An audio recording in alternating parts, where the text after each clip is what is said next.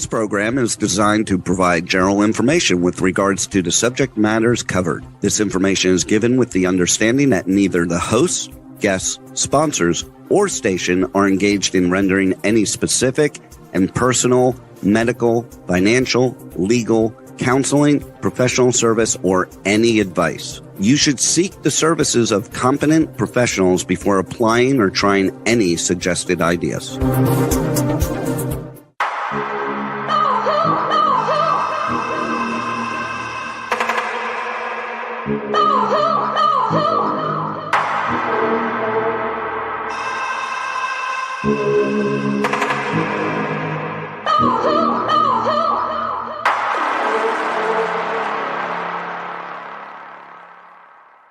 Good morning, true seekers and true crime junkies. Welcome back to another episode of Hit the Road Jack, Finding the Zodiac. I have news today. We are one less commentator. I want to have our thoughts and prayers to go out to our code solver, Harriette Sucher.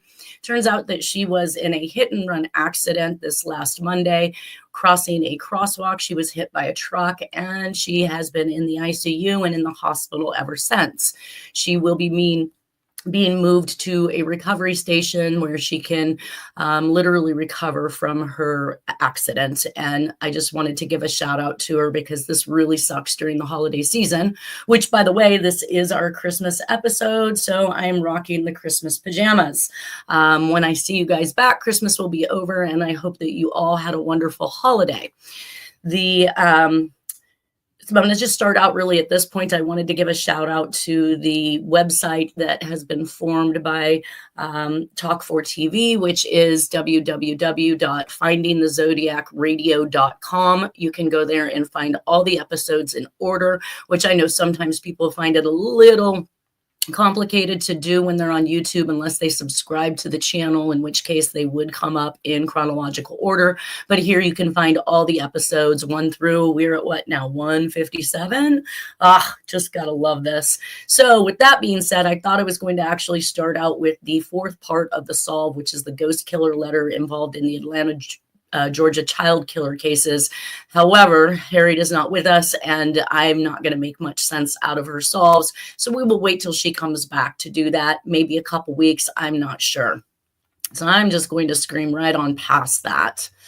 And that actually brings us to the additional places that Jack would take the kids camping. And during this time frame, like I said, Atlanta, Georgia child killer is beginning to kick off. And Dennis is telling us a little bit of the story about what's going on at this time. So I'm going to read an excerpt from his book. He said, if Jack was killing during this time, let's just stop that. He said, if Jack was killing during this time, when did he have time to do these murders without my mother's okay, this is his printing in his book. I'm trying to speak it the way it's written, and I'll try to correct it if I can when I get there. Without my mother's wondering where he was. I remembered when he had the perfect opportunity. All 6 of us lived in that small camp trailer for almost 2 years. In 1979, 1980, and 1981, Jack would frequently take my friend Joe Williams and I camping, sometimes for a week at a time. We used to go to Loon Lake. It was a couple hours drive from Sacramento. So Chiquito Creek was one, and now Loon Lake I have up over here. This is actually mapping out Chiquito Creek here, it looks like. So very close to the Nevada border. Let's see. It was a couple hours drive from Sacramento. I remember after we got camp set up, Jack would leave for a couple days and Joe and I would stay at camp. I never asked Jack where he would go. I just liked the fact that Joe and I could do whatever we wanted while he was gone. Jack didn't go back home, and my mother never knew he left. If anybody ever questioned Jack about his whereabouts, he was camping with Joe and I. These camping excursions were frequent during this time. Jack could have been doing or planning his next murder during those days. He left Joe and I alone, and nobody would have suspected a thing. Another thing that comes to mind is how Jack would always have to pinpoint our specific spot on the map by using an AM radio. He would find the direction of 2 AM stations by turning the radio until the station was gone. Then he would use a compass and find magnetic north, and where the 2 lines came together would be our location. That's an extremely unique way of traveling tracking, but it really kind of proves the orienteering that we know that Jack was capable of, especially as it applies to something like the Mount Diablo map, where it's explicitly stated magnetic north. So that kind of gives me goosebumps, because it makes me feel like Dennis is really kind of honing in on some of the skills that the Zodiac had that Jack also had. Another excerpt from the particular book is, I would later learn that the geographical part of the Zodiac case would be the most important aspect. In 1980, while still living in our travel trailer, Jack's biological daughter from his first wife moves in next to us in her own trailer. Shortly after she moved in, Jack was at her trailer and was choking her. He had both hands around her neck and she went unconscious. She came to a while later. In 1981, Jack's biological son from his first wife passed away at age 28. This had a big effect on Jack. This is the same year that the Zodiac murders stopped, according to Graysmith. This is when Jack stopped drinking for almost 20 years. In 1982, Jack and my mother separated, and Jack went back to Texas to be with his mother. My younger sisters went to Michigan to live with our real father, and my mother, Charles, and I moved into an apartment in Fair Oaks. So there's a couple things that are going on here, and I know these years are a little bit ahead of their times, but it is just part of the paragraph in his book. But we're getting that reference back to Michigan again. So I had explained before that Nora had family in Michigan when they were living in Minnesota, and it was a very short trip in concern when you consider how far Jack would actually drive at any given point in time to travel the country. I would want to say it was about 12 hours was the shortest way from Minnesota to Michigan, where the family lived, and put Jack in proximity with the Oakland County child murders. So that brings us to the next murder, which on July 6th of 1979, we have Santa Rosa Jane Doe near Calistoga Road, where Lori Lee Curse's body was found. So clearly we have somebody coming back and repeatedly dumping bodies in the same area, which is why it was probably connected, or at least thought to be the same killer, because they're dumping in the same spot. It says that remains that were found were just bones, still wrapped in loops of rope. The victim had been tied in the same fashion as Walsh had been, hog-tied with a rope running from her ankles to her neck. And again, Jack grew up on a farm, and hog-tying was something he knew a lot about. He even actually, when he traveled when he was younger from ranch to ranch via the railway, he ended up on a pig farm at one point in time. This would have slowly strangled her to death, with her hands tied and pulled down between her legs as if to hog tie. It appeared as though she had been buried or dumped in the type of duffel or laundry bag, possibly like those used by commercial lending companies.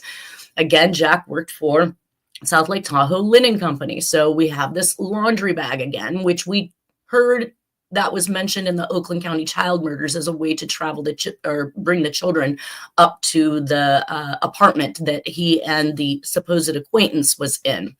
The grommets from the mouth of the bag were found with the bones. White cotton clothesline had been used to bound the victim. Ankles pulled to her neck with 4 cords wrapped around her neck equals kind of a ranch knowledge of slowly hog-tied death. Grommets were found like those found at the top of laundry bags for linen companies, or maybe even military grommets for their bags. So we just already talked about Oakland County child killer accomplice letter, wrote that he brought the kids up in laundry hampers. So some of this stuff is closely connected. Another interesting statement that by Dennis is that he could not have known to be true of many of these crimes is the use of the white nylon rope clothesline that has been a continuing MO in almost all the crimes I write about in this presentation. Again, Dewhurst writes, and that's Stephen Dewhurst, and I believe it was the Southwest Wind, Demon of the Southwest Wind or something like that. He wrote in there, he always had that stuff with him, that damned map, compass, and radio, and he pulled it out all the time. It was like a little game he played when we were out driving around. The other thing he always had were links of nylon rope about 18 inches long. Jack never talked to me about what he had done with that, and that was per Dennis in Stephen's book. Now we're going to start to see the entrance of the Atlanta, Georgia child killer. It begins in July of 1979. On July 21st of 1979, we have Edward Hope Smith, who's 14 years old, from Atlanta. She is murdered. I do not have a lot of information on these individuals. I did put it in where I did have information. So some of these I'm just going to be able to tell you about who was killed and not necessarily the style or the MO that was included. On July 25th of 1979, Alfred Evans, 14 years old, also killed in Atlanta. Then we have a nice big jump from July to September. And the fact that these are all within days of each other is really what kind of mesmerized me, especially when we consider Dennis stating that Jack would take and drop him and his friend off camping and be gone for a few days, sometimes up to a week. And each of these are happening almost in sets within days of each other. And then we don't see anything happen again for several months. So it picks back up in September 4th of 1979 with Milton Harvey, who's 14 years old, and he was going to the bank in Atlanta, Georgia, when he was kidnapped. On September 7th of 1979, Licia Michelle Jackson at Lake Wildwood subdivision in Conroe, Texas, was murdered. And sometimes to me, this was kind of I kind of almost feel like it was a way that these different serial killing sprees were occurring, almost as if we had different serial killers out there. But the possibility of it having been one who was perpetrating these crimes to make it look like these serial killers were still existing in their areas is where I look at this one in September 4th of 1979 on the way back through Texas to California on September 7th of 1979 with the Jackson murder is very plausible that this is just another murder he perpetrates on his way back. So landing in Atlanta, Georgia for one, coming back through Texas, we get another one. And then once he's back in California, we see another murder in California. It says Licia Jackson was 12 years of age and resided with her parents inside the Lake Wildwood subdivision of FM 1485 in Conroe. She had attended Washington Junior High. Licia Jackson had been swimming in the subdivision lake with friends and relatives about her same age. So we have relation again to a waterway. Licia Jackson was last seen walking alone on Creek Bend Street in the direction of a residence. Her relatives arrived at Jackson's home a short time later, and her parents inquired about her absence. A search of the neighborhood began and lasted through the evening. The following day, Licia's eyeglasses were found at the intersection of Creekwood and Deep Forest within the subdivision. On September 13th of 1979, an oil field worker found Licia Jackson's remains in a heavily wooded area along a pipeline of Exxon Road in Conroe. This scene was approximately 5 miles from Lake Wildwood. An autopsy determined that Licia Jackson had been sexually assaulted and murdered. In September 26th of 1979, 22-year-old Tammy Vincent from Blackie's Pasture, Tiburon, California. So this is the location, or they are finding the body of Tammy Vincent. So I do not believe that this is the date that she was actually murdered. I believe that she went missing previous to this, but here's the information that we were able to obtain on it. It is on the Sandy Betts murder map, and we talked about the Tiburon reference that is made in the 1968 letters to the draft, or the Dear Draft Board letters. Says the charred remains of a girl found shot and stabbed to death near Blackie's Pasture in Tiburon 28 years ago have been identified as those of a Washington teenager slain weeks before she was due to testify in an organized crime case. So this one has sent my ears up because, of course, this is all surrounding the things that I believe that Jack's involved with. The victim's identity remained a mystery for years until DNA database analysis in February identified her as Tammy Vincent, 17, a runaway who worked in a sex trade establishment owned by a man known as a local godfather. Marin County Sheriff's Detective Steve Nash said the positive identification was made in February after DNA extracted from a 3-centimeter strand of pubic hair matched DNA samples from Vincent's mother and sister at a private DNA lab at the University of Texas in 2005. Marin investigators are pursuing suspects they believe stabbed Vincent more than 40 times in the chest with an ice pick. Now, we've talked about ice picks. If you followed this podcast, you're going to see other references to being stabbed directly in the heart a single time with a very small, either 3-inch knife or an ice pick. And it seems to be that running MO again. She was also shot in the head, and then they burned her body beyond recognition with acid on a Tiburon beach. Vincent's upper torso and her face were disfigured by the burns. When you think that this case is nearly 30 years old, and then to be able to identify the person, that's just unbelievable, Marin County Sheriff Robert Doyle said. Not only does it further an ongoing criminal investigation, it gives a sense of closure to the family of this young lady. It's not a happy ending, but at least they know. I'm confident we'll ultimately be able to make some arrests and bring those responsible to justice. After the DNA match was made, Marin authorities formed a team to investigate the unsolved murder. They have canvassed the country, interviewing possible witnesses and others they believe may have been involved. No arrests have been made. Some of the burned evidence from the crime scene was useless to authorities. However, a bullet was recovered. Authorities declined to identify the type or caliber of the gun used, and Tammy Vincent had a gunshot wound to her head.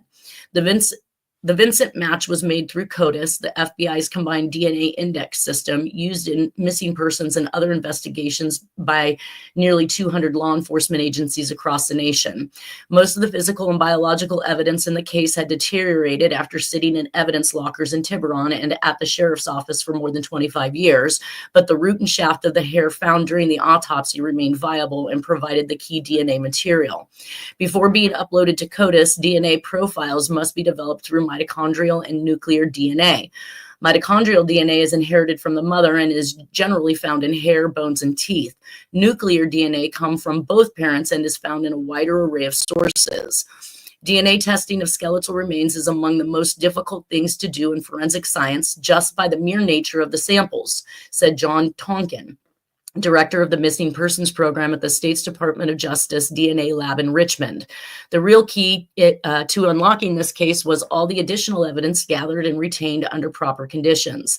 The identification was absolutely critical to furthering the investigation. It was stalled until the body was identified. Senior criminalist Amy Hoover, who works at the Richmond DNA lab, compiled 2 binders of data during her work with Nash and the sheriff's office on the Vincent case. For this one case, we'll have 20 more that we never are able to make an identification, Hoover said. We were lucky that there wasn't we were lucky that the area wasn't burnt and we had good pubic hair. The body of Vincent was discovered by a jogger the morning of September 26, 1979 at Richardson Bay Park at the end of Greenwood Beach Road. A witness reported seeing a bonfire on the beach just after 3 a.m. Several hours later, Tiburon detectives who arrived at the scene found Vincent's crumpled body. An ice pick and acetone were found nearby. A bullet was recovered. Without any leads, authorities buried her body in an unmarked grave at Valley Memorial Park in Nevada on December 12, 1979. Her remains were exhumed twice, the first time in June 2002 so authorities could extract DNA samples from her skeletal remains, but authorities were only able to develop a partial profile and the DNA was of no use. On August 7th, her body was exhumed again so her remains could be cremated and returned to Washington, where a small private funeral was held 3 days later for family and friends. This has been an extremely emotional time for me, said Nash, who was assigned the case in 2001. Finally, after all these years, we've been able to bring this girl home to her family. The victim's younger sister, Sandy Vincent, 44, seeks justice. For me, it's closure on one chapter, but another one remains open, Vincent said. The story is still ongoing. I can't believe she was murdered and that someone is getting away with it. I would really like to see them pay for what they have done. Authorities declined to identify the city in which the Vincent family lives, fearing possible retaliation against them. Marin authorities are working with King County, Washington, law enforcement officials to track down suspects in the case.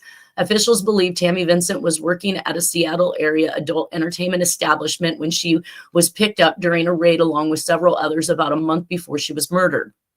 It is believed that Vincent was transferred to California to work at the Palace Theater on Turk Street in San Francisco before she could testify in a federal case in King County. Vincent was last seen with a Caucasian male at a Woolworths store at Powell and Market Streets in San Francisco. The Woolworths comes to mind because we know that there was paper that was used in the series of communications, which I believe are attributed to the Zodiac, and it was on paper that was purchased at Woolworth. So again, just another one of those connectivities. The night before she was murdered, investigators say the ice pick and the acetone found at the murder scene were purchased at Woolworths as well, which closed several years ago. Investigators were able to trace the sales clerk who handled the original transaction. When Vincent's body was discovered, she was wearing tan pants, a black short sleeve shirt with a yellow halter top underneath, and expensive light brown high heels from Italy. Even in death, she was clean and neat and looking like a young, innocent victim, Nash said. She wasn't living like some homeless person. The National Center for Missing and Exploited Children developed a composite photograph based on her partially burned face. Mill Valley forensic artist Gloria Nuss of Mill Valley helped with the reconstruction of the girl's head and hair. Authorities believe Vincent worked for Joe Wiley Brown, a man Seattle officials described as a local godfather who ran Seattle area adult entertainment businesses. He was later convicted on federal racketeering charges along with an ex-cop for prostitution, arson, loan sharking, and extortion, according to Washington state court records. In February of 2003, DNA from Vincent's family was collected and submitted by Washington officials for analysis in connection with the Green River serial killer case. Washington officials sought to identify young women murdered in the Green River area south of Seattle. On November 5th of 2003, Gary Ridgway pleaded guilty to 48 counts of murder, including 42 of the 49 Green River victims. Seattle authorities compared Tammy Vincent's partial DNA profile with the remains of 4 unidentified Green River bodies, but no match was found.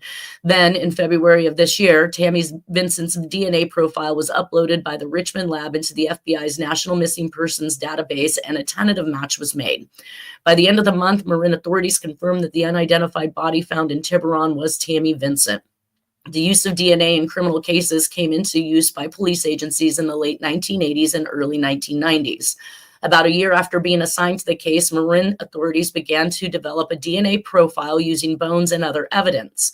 However, much of the evidence was useless because the skeletal remains had deteriorated, but a hair sample preserved following an autopsy held the DNA that made that match. Hoover, who works at the state's DNA lab in Richmond, called Nash to inform him of the database hit.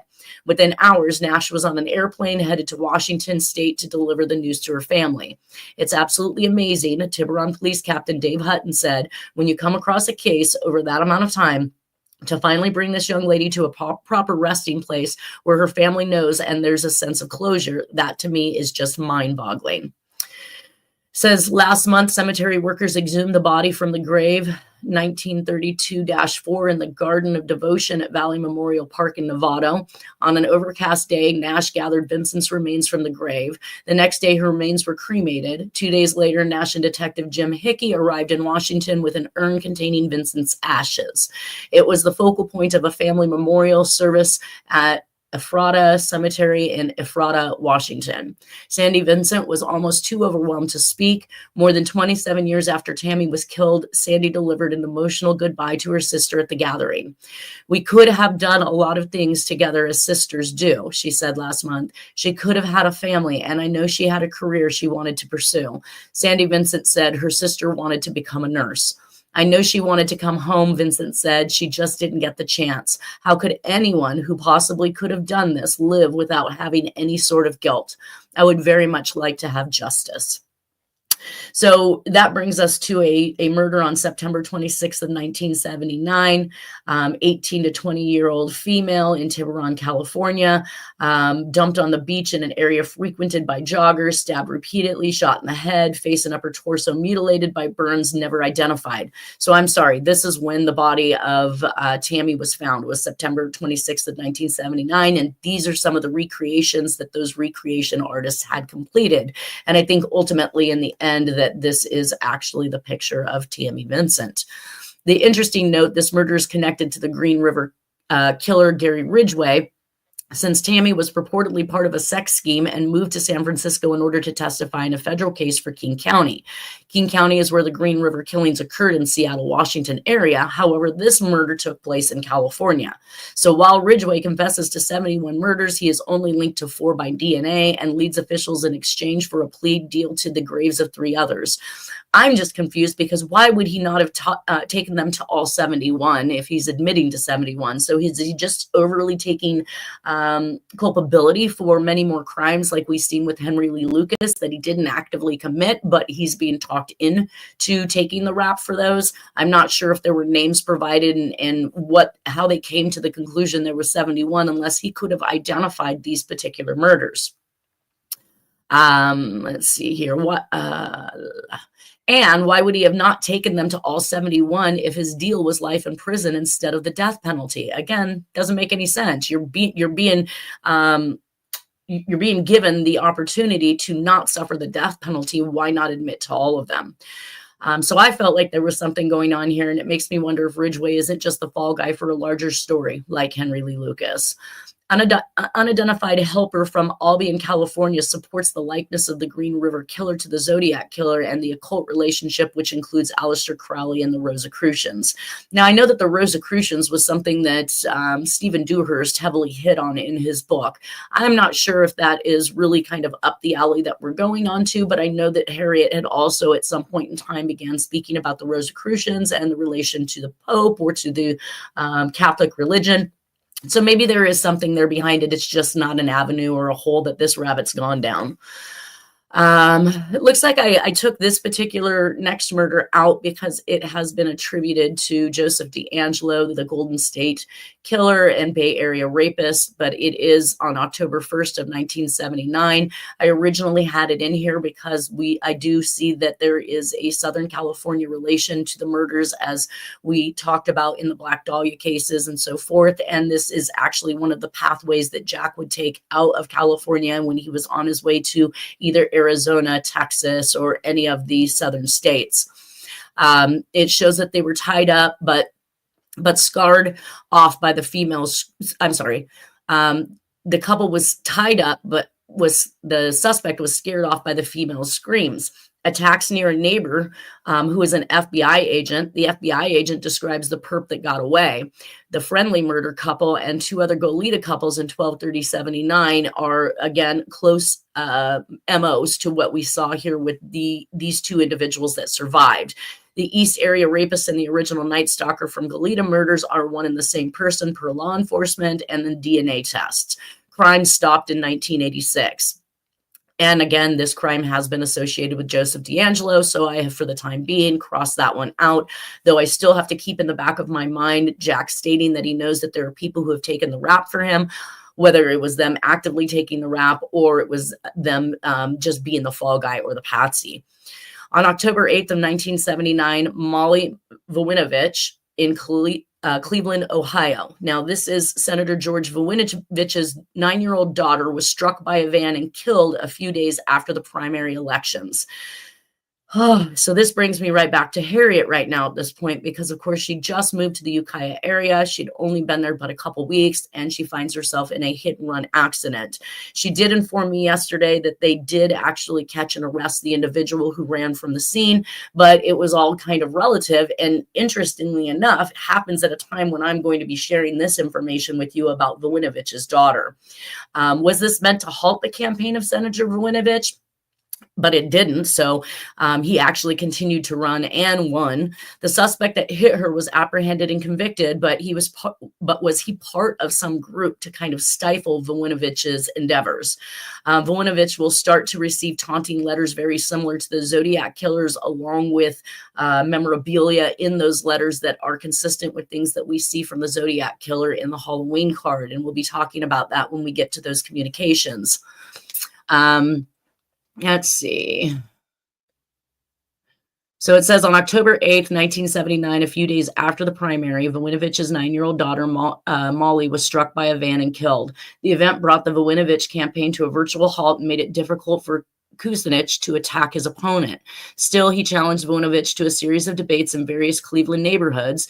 And again, this is Cleveland, Ohio, you guys. So you have to remember we have communications that are in the FBI FOIA files that indicates Zodiac-style letters were mailed to Ohio. Voinovich declined the invitation, saying the debates would be unproductive, but they did debate on November 3rd at the City Club. Voinovich won the election with 94,541 votes to Kucinich, 73,755 votes.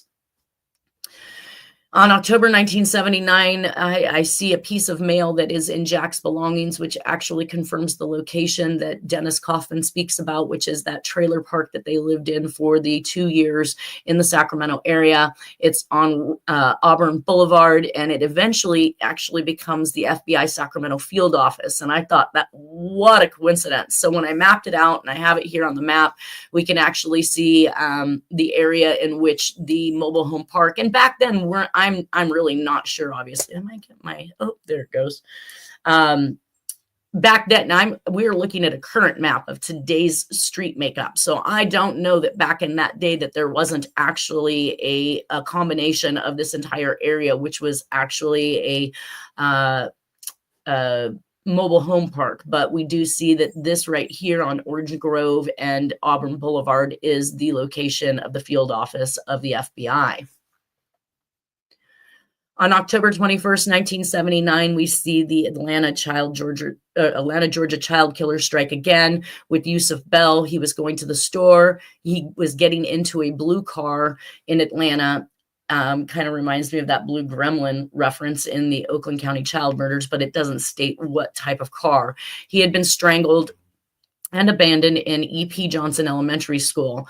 That to me was again reference to a president, as seen in many of these cases with the postage and other school dump signs that are named after presidents or Benjamin Franklin, and Bush with the Humble, Texas reference, which is right next to Bush International Airport. So I just kept putting these pieces together as a method of operation because it seemed that it was right up that alley. October 21st of 1979, Mary Bennett in San Francisco, California. This would be after returning, obviously, to California. She was stabbed more than 25 times in the back, neck, and face. Again, complete overkill like we saw in the Sherry Jo Bates case. She was buried in a gully north of Lincoln Park Golf Course's third hole. And of course, this brings us back to Blue Rock Springs and the golf course murders that was associated with the Zodiac killer. On November 1979, found in New York, Livingston County, Tammy Jo Alexander from Florida and a runaway went missing in 1977, but was found in November of 1979. On December 2nd of 1979, we actually have the Times Square killer. And the reason why this one got put into the presentation is because they were missing heads and hands. The bathtub was used to clean them. I did list myself to research this, and I do believe that I watched a documentary on these particular murders. The fact that the heads and hands were never found, but then we start actually finding skulls and hands in other locations, again, brings us back to murders we just talked to you about last week, in which case teeth that did not belong to victims found in shallow graves were found in those graves with those victims, and it did not belong to them. So we have that crossing over again of a repeated burial or location of a previous victim with the remains of another victim. And we actually, like I said, we're going to see that happening in the I-45 cases as we move on through this presentation. I have Carl Wilson on there, but I'm not sure why. Another one that I X'd out as being related to the Golden State Killer, which was on December 30th of 1979, Robert Offerman and Deborah Manning in Goleta, San Diego area. It was a home invasion like the other Goleta, Texas, and Lipstick, John Benet Ramsey. They were shot to death after being tied up. Killer brought white German Shepherd with him to the killing, and the dog was missing one toe. Broke into a vacant house next door and stole a bicycle. And that is going to bring, I have bicycle references with Arizona, Atlanta, Goleta. The East Area rapist and the original Night Stalker from Goleta murders are one and the same person, once again, per law enforcement and the DNA tests. The crime stopped in 1986. I'll try not to keep rereading that, but I have notated each one of these murders that were associated with him. Recent discovery in match and DNA has yielded Sacramento County a suspect named Joseph James D'Angelo, 72 years of age and former police officer. 4/26/2018, press release, Sheriff Scott Jones, DA Sacramento County, and more officials. It is interesting that I'd already excluded this case as a possible for Jack, but I just want to note that we're, again, that 6 degrees, 2 degrees, whatever they say it is, we are from anything. Joseph D'Angelo actually worked with one of my great girlfriends I've known for more than 30 years at Save Mart. She worked with him for 12 years. He was a mechanic there on the trucks and big rigs that she drives, and she spent many occasions fishing with him and enjoying his company, and would never have picked up on the fact that he hated women or otherwise. Aw, I love you, Harriette Sucher. I just got a message from her. It says, I'm here in the hospital listening to the show. You go, girl. We're reaching out to you. We love you. We hope you heal soon. Can't wait to have you back and continue on with the wonderful solves that you've been coming up with. All right. That brings us to winter, March of 1980, so this picture is only listed 80 on the back. So it occurred in 1980. And when I look at the trees around it, we're either just before spring or right after fall. So that's why I listed March or November of 1980, because that could really only be the two possibilities for having bare trees in the background. We see pictures of Butch and Terry's wedding in Reno, Nevada. Surroundings appear to be either early 1980 before bloom or late 1980 after fall. 1980, Jack's daughter moved into the trailer space, as we had heard Dennis talk about, on Auburn Boulevard. And we know that, again, I mean, there's really nobody off limits to Jack in this family. I've heard from his ex-wife, who indicated he attempted to smother her with a pillow. Now we're hearing Dennis recall a story about Jack strangling his daughter. Dennis believes that Jack was ultimately responsible for killing his mother in the end. We know that he killed several family pets, and we know that he was an avid hunter of small and large game. So this man, again, nobody was not on his list in terms of what he might do to actually harm or kill something. I do need to do some research on this, but I thought it was worth putting in here. In 1981, a possible murder time frame. This was provided to me by Moonlight. She used to be around. Again, she felt like she had been so invaded and her systems had been hacked, and that people were literally trying to take down all the research that she's done. I was able to keep some of that research and enter it into the PowerPoint presentation. So this was not my find, which is why I really probably should have done the research before now, but I really don't find a lot on these old murders. So sometimes it just seems futile to go through the internet for hours and hours looking for something I'm just not going to find. It says the murder of an Arizona Deborah Carrick. Her belongings were brought back to hitchhiker killer body dump site to frame the Zodiac MK Manali, the Imperial, as she called it. So I don't know if you guys remember the personal ad that we talked about quite some time ago, in which case it was reaching out to Zodiac, but it also talked about other signs of what astrology puts out there. Libra, I think it was, and then there was one other, but also the Imperial, as if to say something related to like the KKK, which is something that Harriette Sucher has brought up in some of those communications as solves. So Moonlight is saying that it was to frame Manali and Anderson, which both purportedly had committed self-murder. Manali worked for a temp period at San Quentin.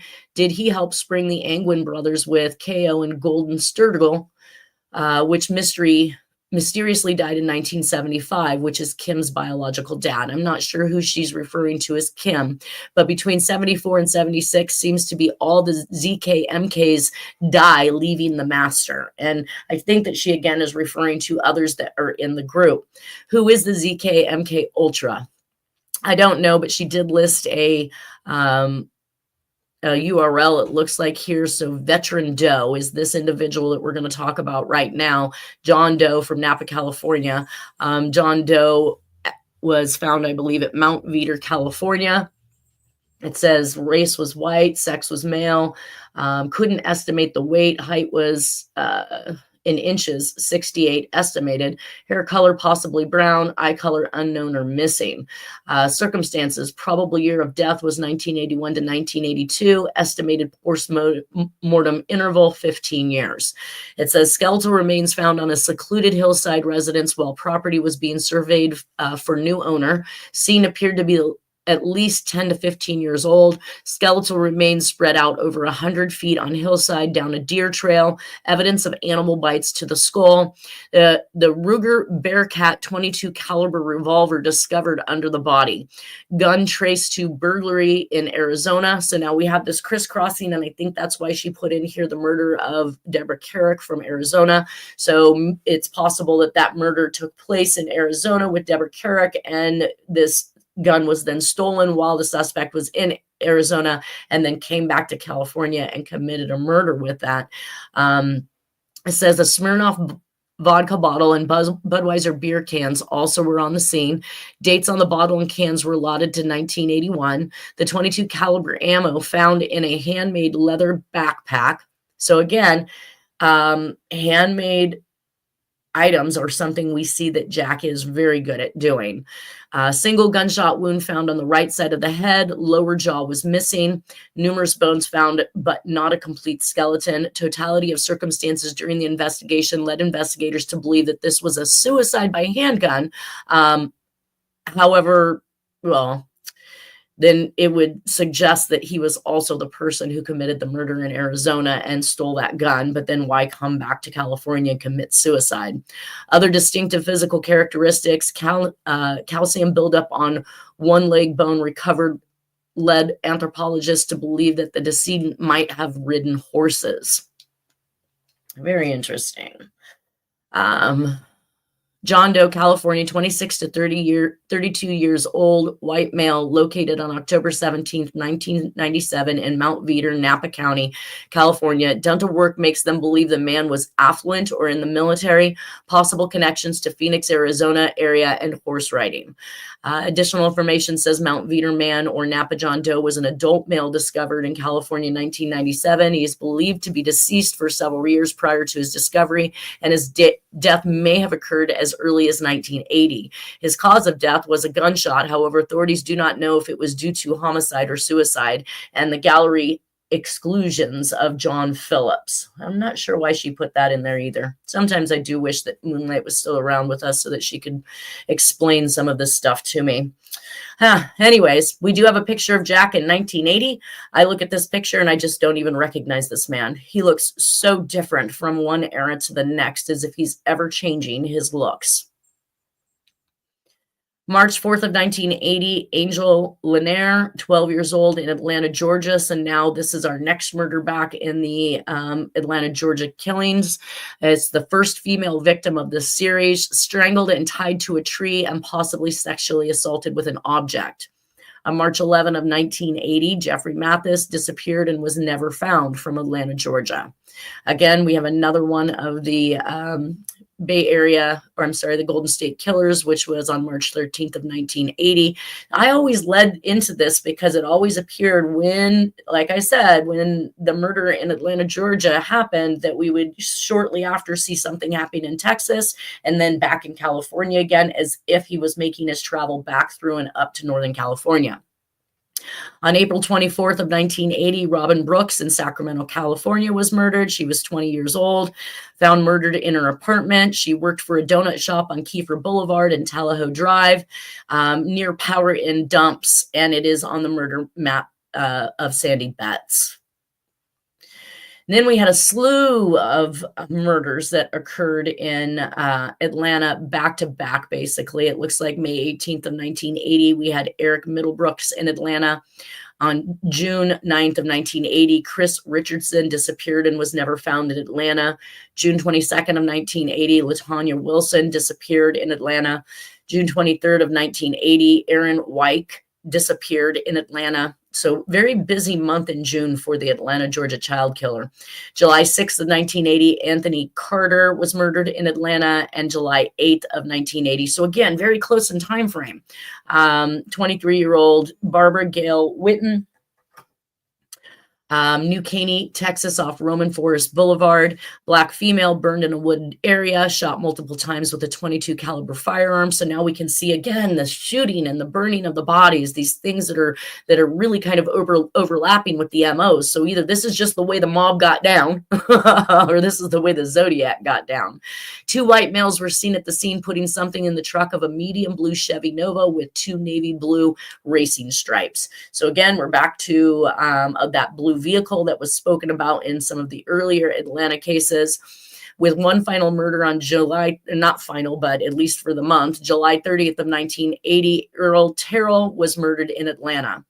Then we have coming back into California, again, something that is associated to the Golden State Killer on August 8th of 1980 in the Dana Point, San Diego area. On August 20th of 1980, we see the murders pick back up again in Atlanta with Clifford Jones. On August 26th, we have Rhonda Michelle Baylock in North Carolina, again picked up in a blue Chevy with a white camper shell. Now, we know that Jack owned a blue pickup truck with a white camper shell, so that's likely why I threw this one in, but I don't have any information that supports he was in Northern California. Again, sometimes these end up in the presentation simply because they are unsolved, and everything should be considered no matter how far apart they are and no matter what the time frame is, because we know that Jack was all over the United States. Another murder occurs in Atlanta, Georgia, child killer on September 14th of 1980, which is Darren Glass in Atlanta. And then on October 9th, 1980, Charles Stevens was killed in Atlanta. In November 1st of 1980, so following the Atlanta murders, we have a 14 to 17-year-old Jane Doe, number 1. It's a Texas murder found dumped along I-45 about 5 miles north of Huntsville, strangled with pantyhose and was found nude. Bite marks were on her body. Now, this is out of character for the Zodiac killer. I mean, clearly we've not heard anything like this up to this point. But we do know that in the Black Dahlia and several of the other murders, there were mutilations that took place. So I put nothing past this person.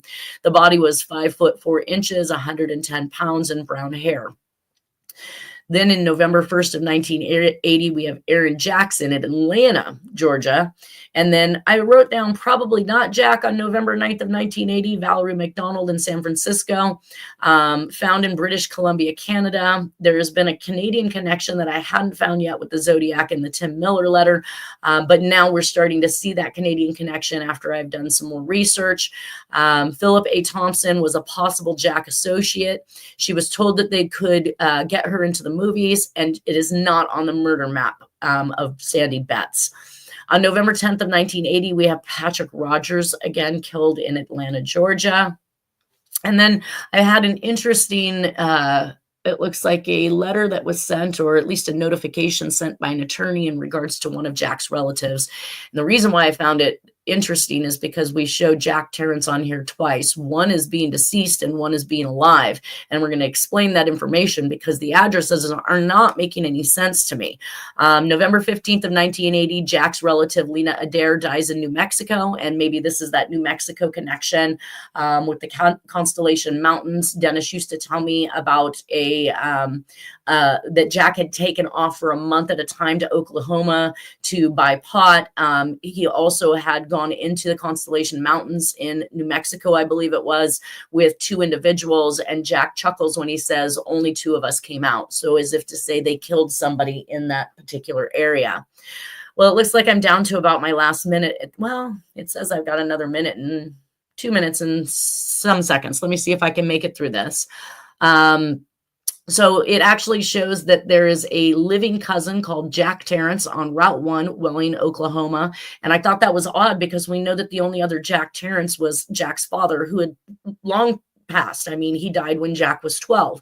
So they couldn't have been referring to Jack the father. They must be referring to Jack Terrence, and they list an address for him currently in 1980 at Wellington, Oklahoma. When I questioned Dennis about that, that's when he said that Jack would take off for a month at a time to go to Oklahoma to buy pot, and that is likely where maybe he picked it up. I'm not sure.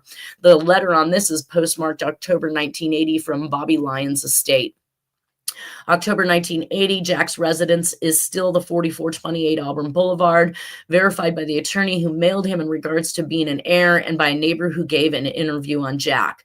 Ancestry.com also shows Jack here in 1981. So we do have enough information to show that he was in the place that Dennis was talking about. I think at this point, I'm probably going to, well, let me see.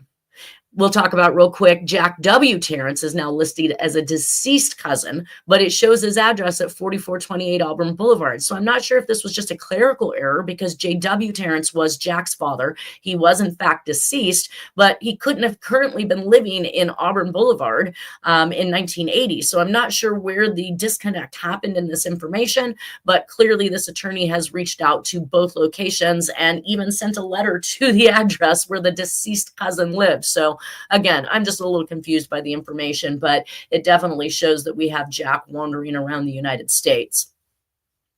So I think that's about all we have for today, you guys. I wish Harriette well. I hope your recovery is speedy. I hope everybody has a wonderful holiday. Merry Christmas to those who celebrate Christmas and happy holidays to those that don't. I will see you next Friday. Everybody have a wonderful weekend.